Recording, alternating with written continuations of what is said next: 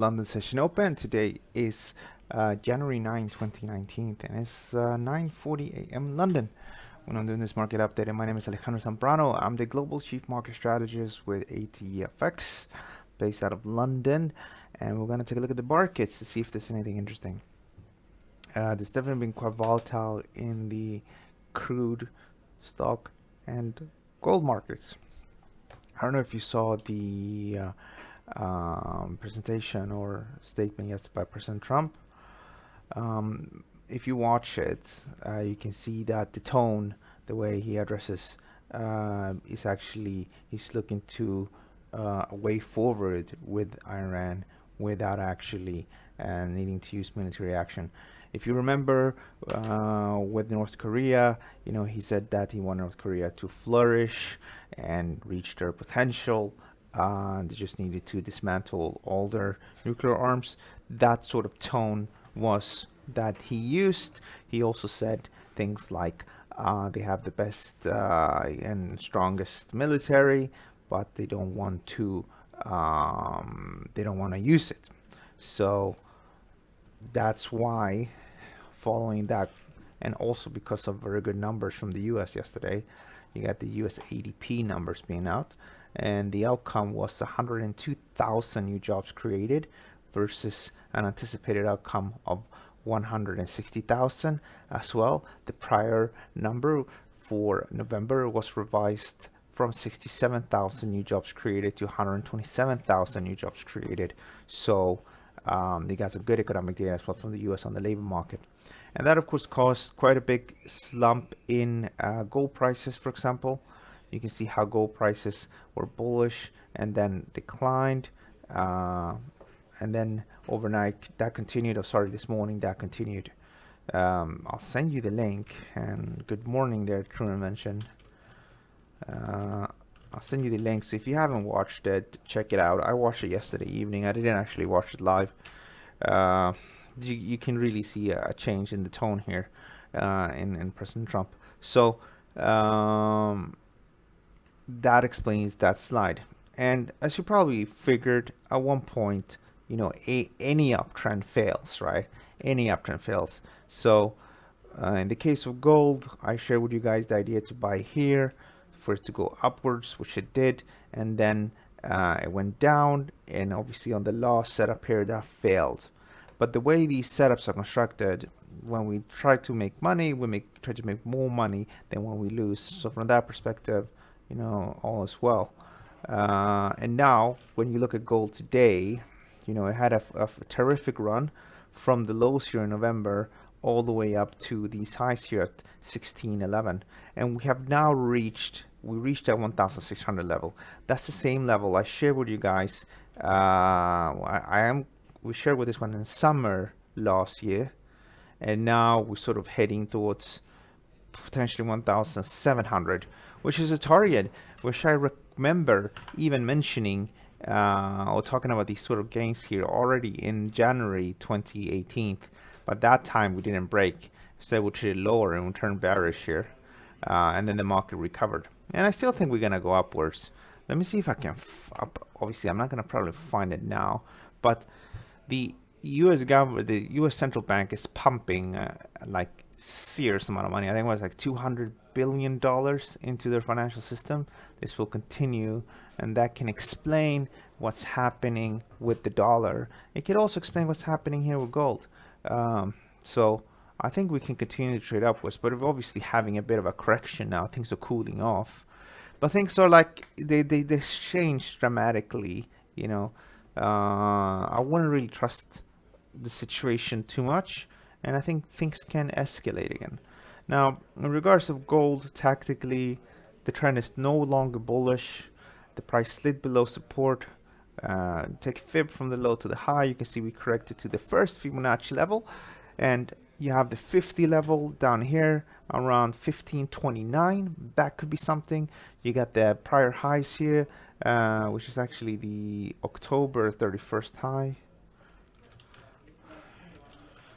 That could be something where the price might find some support, and that's where I would be looking for support.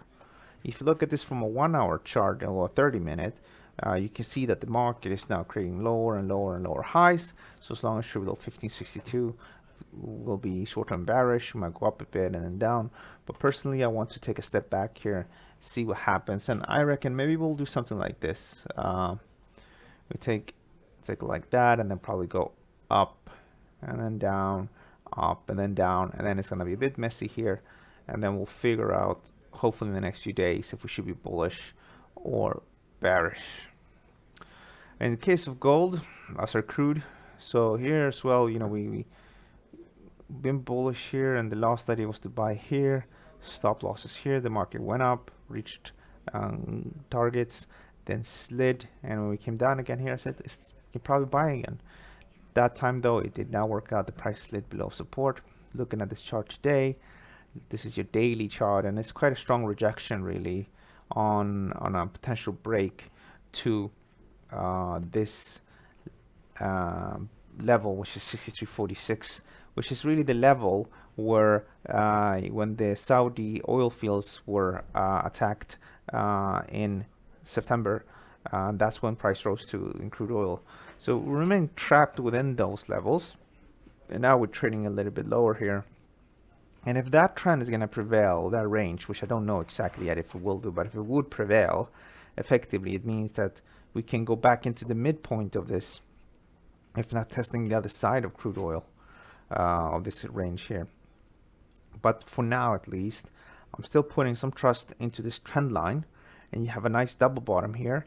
This is the low from November 19th.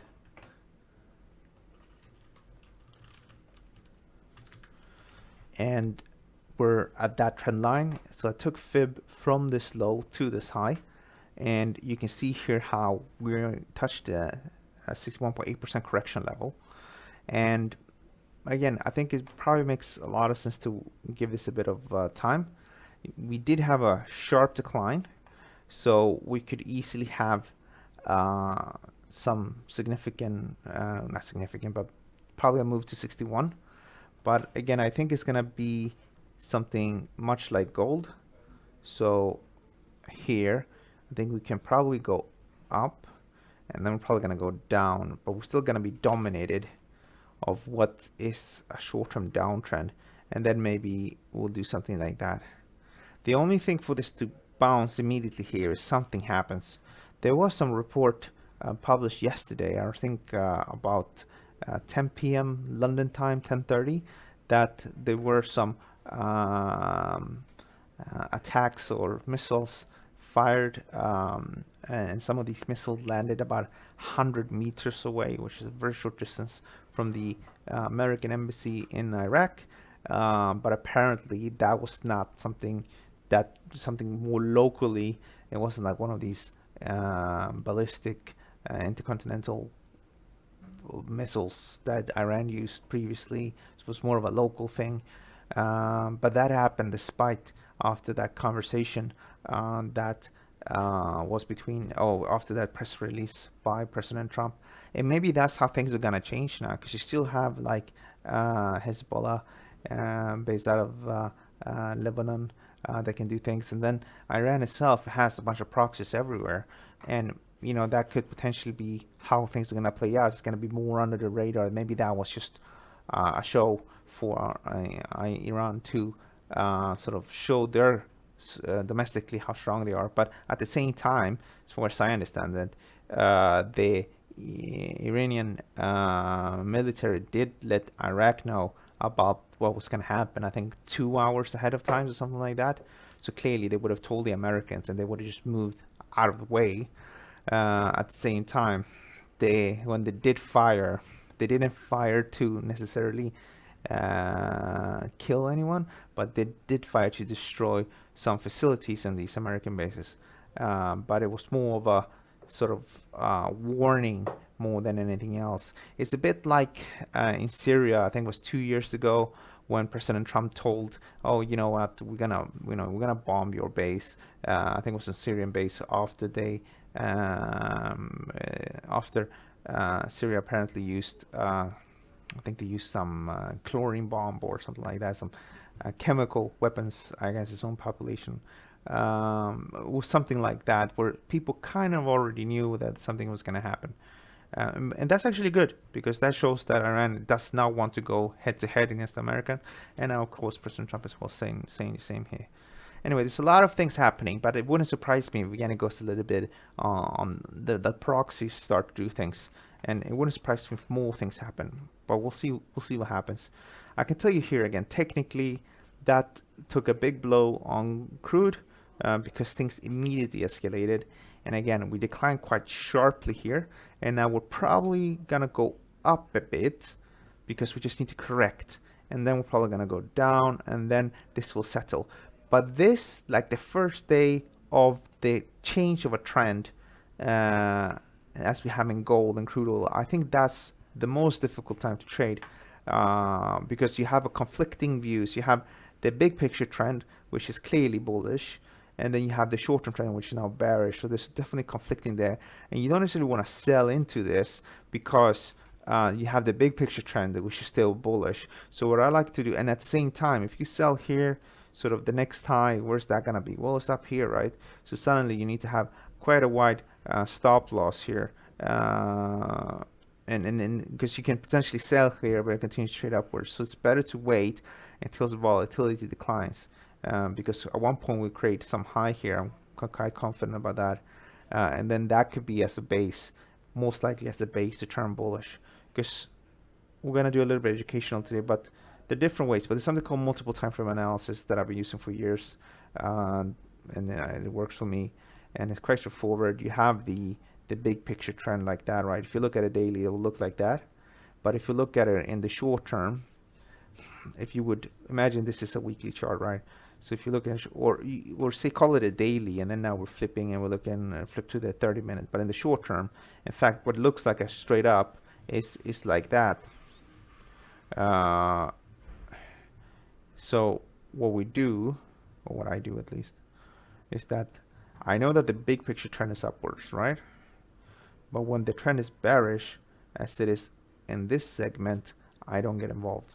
I just wait for the short-term trend to align itself with the big picture.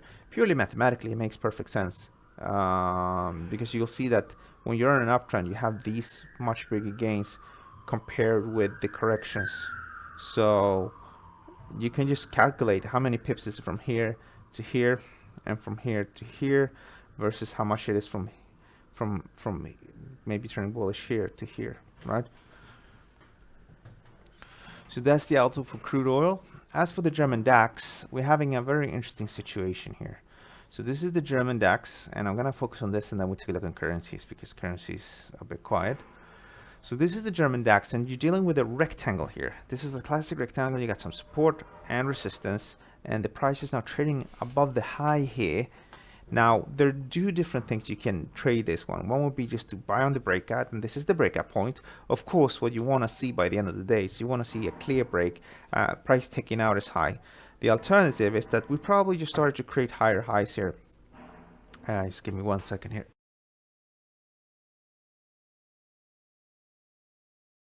Probably gonna start to trade higher here by the way that looks like it. The Nasdaq 100, for example, is set a new all-time high in the future. So here the alternative would be just to buy on dips, which is really what I prefer. Sometimes though, buying the breakouts is better, because if you don't buy the breakout, you effectively miss out.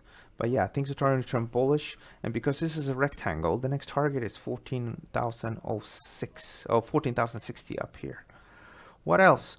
Let's talk about the Nasdaq. I don't usually cover this, but this is the Nasdaq. Price took out its prior high. This is not a rectangle. If anything, it could be a bit of an ascending triangle. If we ignore the spike here, it definitely suggests higher prices. Here's an example where you have a breakout and prices settle on the other side and then go upwards. So here, if it goes back to the breakout point, that could be something. For now, at least, I'm going to treat the trend as bullish. Above 8,700, so it's not the best risk reward ratio, but if you have a pullback, even better, you get a better risk reward ratio. Anything else then?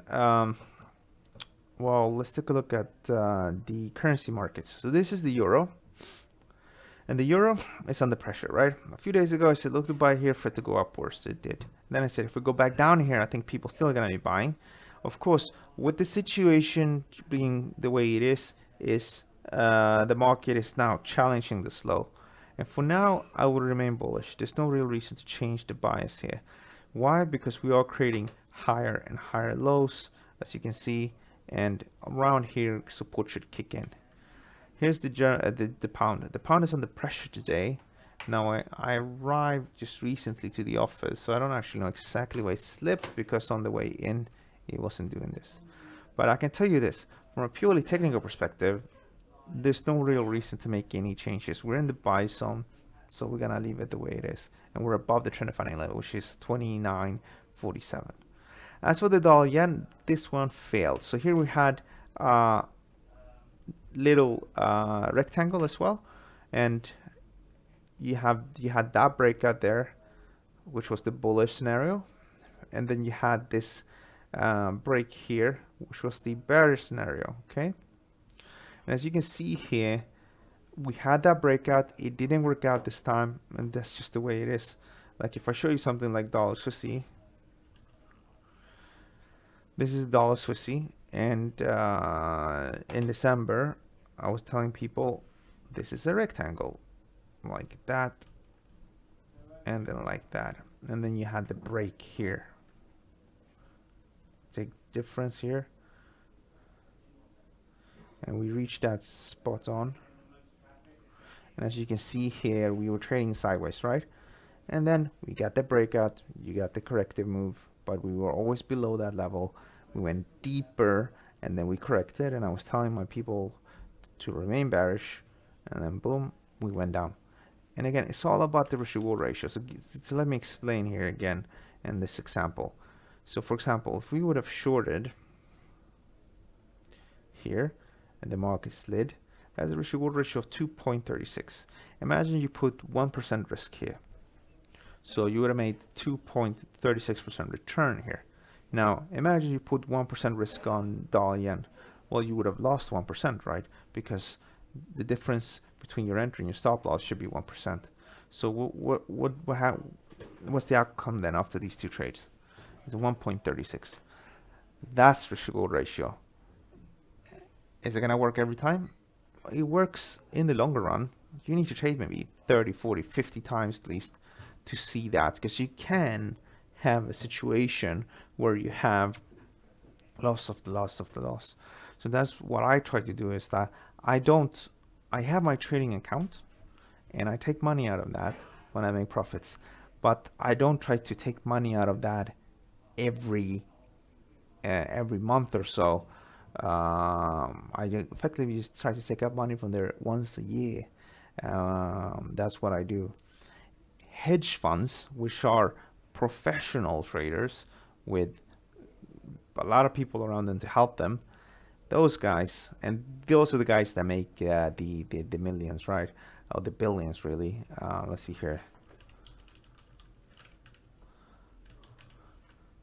See if we can find something here. Best paid hedge fund managers made 7.7 billion in 2018. See if there's a list here actually. So here we go. James Simmons, he's always on the top, this guy. He's been on the top. That guy making all this money, on average, he does about 30% return per year. And he had one losing year, I think it was in 81 or something like that. I'm not kidding you. Let me see here.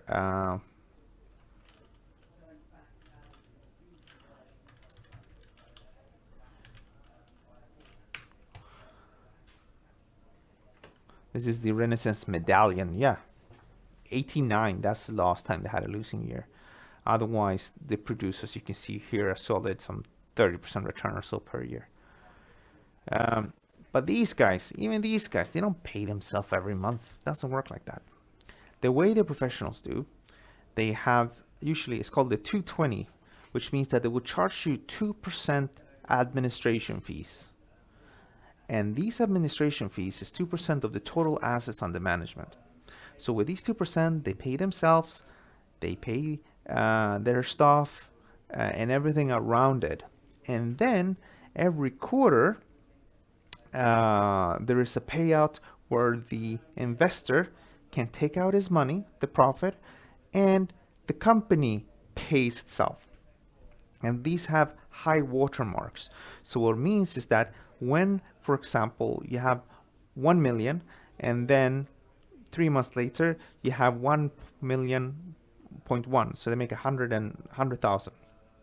Out of that, many times, if it's 220, the investor keeps 80%, so they keep 800,000, and the manager, sorry, you get 80,000, and the manager gets the 20,000.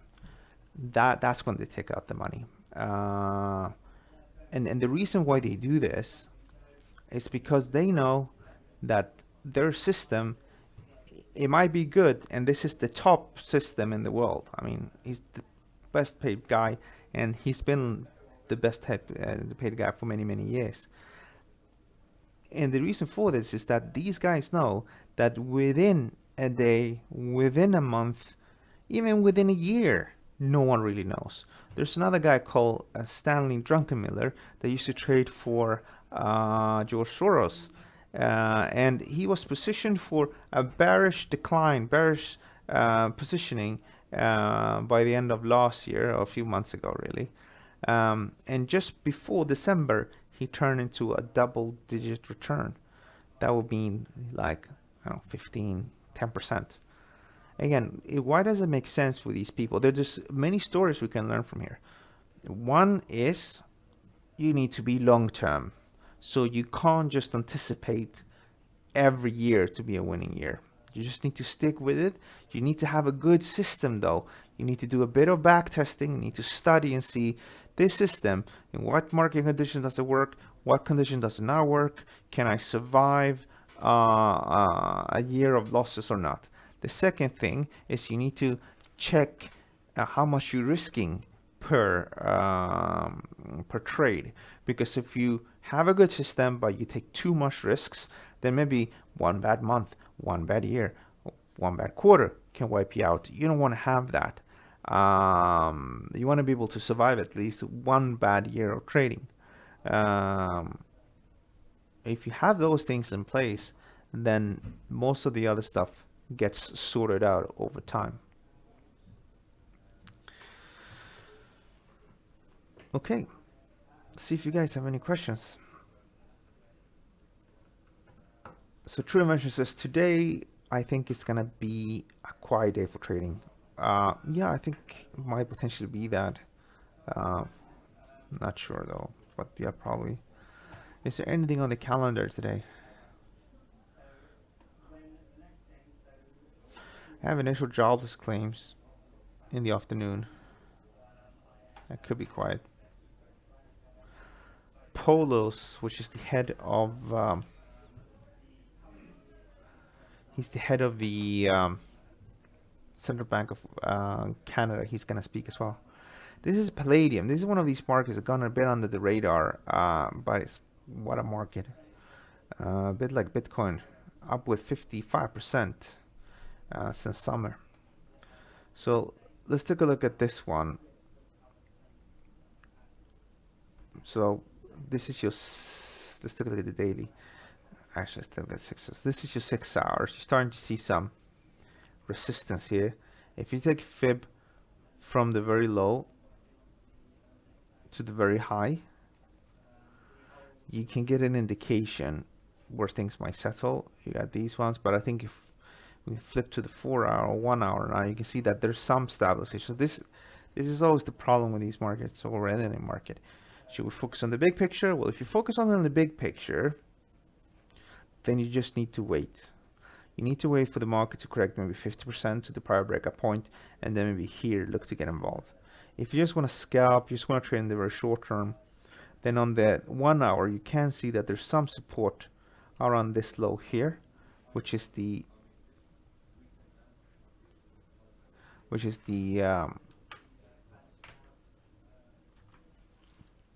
2012 level. You can take fib from here to here and you get a different set of levels. So we spiked lower, and maybe from these levels again you can try to revisit. That would be if you're scalping. You can try stuff out there at these lower levels. So we got a question about main West. So about the EURUSD. So we already covered EURUSD. What you can do, if you arrive 2012 level after I started, you can take 5 from here to here, and you get and then you just a different set of level. You pull this back like that, and it will take you from the Today's very beginning. edition of the London Session Open. Today is okay. I think we're gonna wrap January this up. 9, 2019. Guys, it's thanks so much for 9:40 watching. a.m. London. If you have any questions, And I'm doing this today, market update, and my name is Alejandro Zambrano. I'm the global chief market strategist with ATFX, based out of London, and we're gonna take a look at the markets to see if there's anything interesting. There's definitely been quite volatile in guys, have a great day. Crude. Don't forget to check out the articles as well here on the homepage. You might not like everything, but we try to add a chart to absolutely everything we do. So that could potentially give you ideas at least.